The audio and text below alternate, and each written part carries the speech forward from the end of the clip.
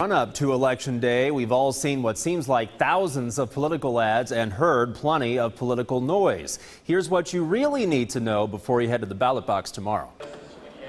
The eyes of the nation will be on Kansas, where the outcome of the Senate race could determine the balance of power in the U.S. Senate. Greg Orman is an independent, challenging longtime Republican Senator Pat Roberts. Roberts claims Orman will usually vote with the Democrats.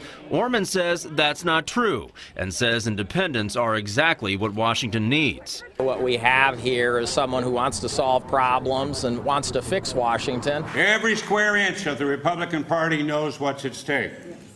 We have to take the Senate back as a first step to turning our country around. The other big race of the day also in Kansas, the race for governor. Incumbent Republican Sam Brownback being challenged by Democrat Paul Davis. Davis claims Brownback's steep income tax cuts are driving the state into financial ruin.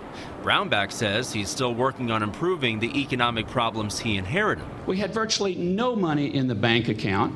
We had lost private sector jobs. We were making half payments to schools. We were cutting our provider payments to Medicaid. When I came into office, that was the fiscal situation we had at that point in time, and it was the one Paul Davis helped create. Well, I think the Kansans are really dissatisfied with the direction that the state is going right now. I just hear that repeatedly. They see the stagnant economy, they've seen the cuts to schools, and they want to have somebody in the governor's office who's going to do something about that. On the Missouri side, Kansas City voters will face two questions on the ballot that no one seems to support. Question 1 asks voters for a 1/4-cent sales tax increase for capital improvements. Question 2 asks voters for an 8-cent sales tax increase for transportation.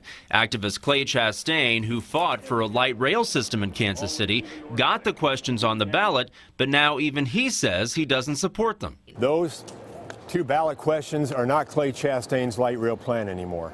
They aren't the light rail initiative that 4,000 voters signed in behalf of. And Missouri voters also facing several questions on the ballot tomorrow. One would set new standards for evaluating the job performance of Missouri teachers. To read more about those Missouri questions, look for the link to this story on our website, kshb.com/thenow. And